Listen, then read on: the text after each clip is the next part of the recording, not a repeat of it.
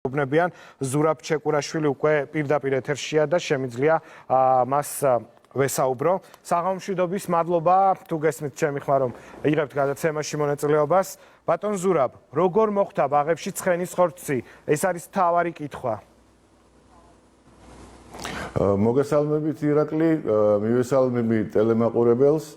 დიახ, თქვენ მართალი თქვით, 4700-ზე მეტი სახელმწიფო კონტროლის ღონისძიება ჩატარებული გასული წლის განმავლობაში სრულიად საქართველოში. რაც შეეხება თქვენს მიერ დასახელებულ ასე ვთქვათ ბაღებში აღმოჩენილ ცხენის ხორცს, ვირის ხორცი არ იყო აღმოჩენილი. ეს იყო 4 შემთხვევაში დაფიქსირებული. ქრონოლოგიურად რო გავყვეთ, ჩვეულებრივად სახელმწიფო კონტროლის ფარგლებში სურსათის ეროვნული სააგენტო შედის ბაღებში.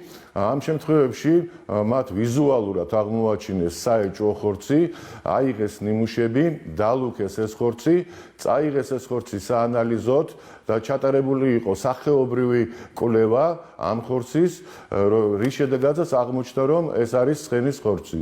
შემდეგ ეს ხორცი განადგურებული იყო, იმ ბიზნეს ოპერატორს, ანუ მიმწოდებელს შეუწყდა, ასე ვთქვათ, საქმიანობა და საქმე გადაეცა ძალოვან სტრუქტურებს. აი აქ სურსათის ეროვნული სააგენტოს კომპეტენცია დამთავრებულია. რაც შეეხება დანარჩენ შემთხვევას, იმ 125 შემთხვევას, ეს არ არის ხორცთან დაკავშირებული. რა სახის დარღვევებზეა საუბარი? რა სახის დარღვევებზეა? შეიძლება ხორცი იყოს საქონლის ხორცი, მაგრამ უსაბუთო, ანუ ასე ვთქვათ, არ იყოს დაკლული სასაკლაოზე, შეიძლება ეს იყოს. სხვა დარღვევები შეიძლება იყოს ეტიკეტირების წესის დარღვევა, ვადაგაცული პროდუქცია, ჰიგიენური ნორმების დარღვევა და ასე შემდეგ და ასე შემდეგ.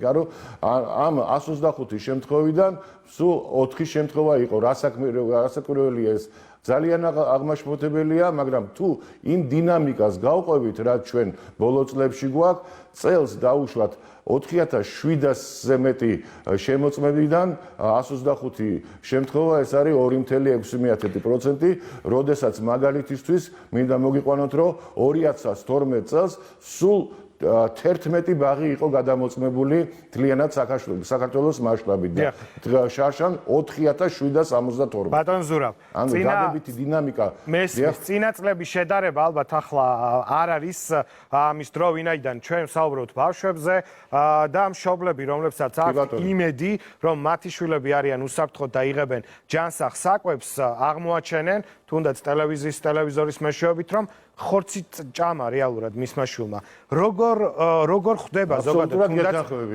ხდება თუნდაც ბაზრობებზე ცხენის ხორცი, ხო? იმიტომ რომ 1 წლის წინ ქონდა იმედის კვირას ექსპერიმენტი ჩატარებული და ჩვენ საშინელი შედეგი ვნახეთ, ბაზრებზე ჩვეულებრივად დახლებზე არის გამოტანილი ცხენის ხორცი. გასაგებია პასუხისმგებლობა, გასაგებია კონტროლი, მაგრამ როგორ უნდა ებრძოლოს შესაბამისი უწყებები, რომ არ მოხვდეს სავაჭრო ობიექტებში თუნდაც ცხენის ხორცი?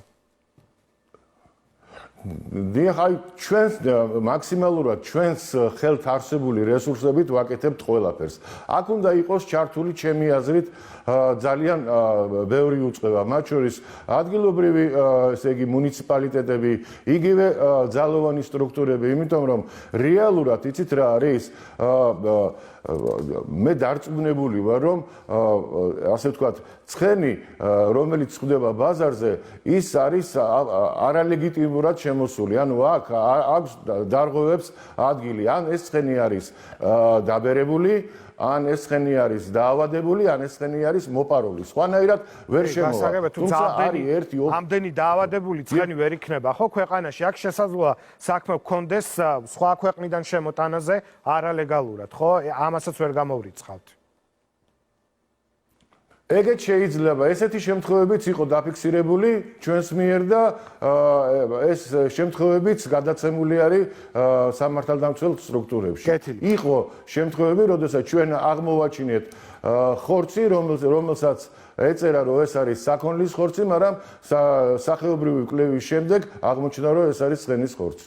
და ჩვენი საუბრის ბოლოს კითხვა, თქვენი მხრიდან არის თანხმობა არაფინანსური საქცია, არამედ სისხლის სამართლის პასუხისმგებლობა შეფასდეს მსგავსი ტიპის დარღვევა, მავნე პროდუქტის შეტანა ობიექტებზე იყოს დასჭადი. რასაც იცით რა არის?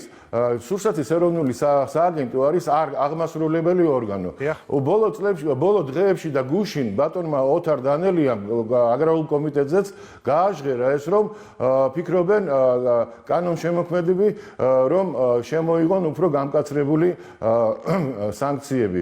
დასხდებიან პარლამენტარები, დასხდებიან ასევე სხვა დაინტერესებული პირები, მათ შორის იურისტები იმსჯელებენ და მიიღებენ შესაბამის გადაწყვეტილებას. რაც შეეხება სურსათის ეროვნულ სააგენტოს, როგორც აღმასრულებელ ორგანოს, ჩვენ ამ რეგულაციის ადმინისტრირებას განვახორციელებთ. მადლობა ზურაბ ჩეკურაშვილი, სურსათის ეროვნული სააგენტოს ხელმძღვანელი პასუხობდა ჩვენ შეკითხვებს. შემდეგი სტუმარია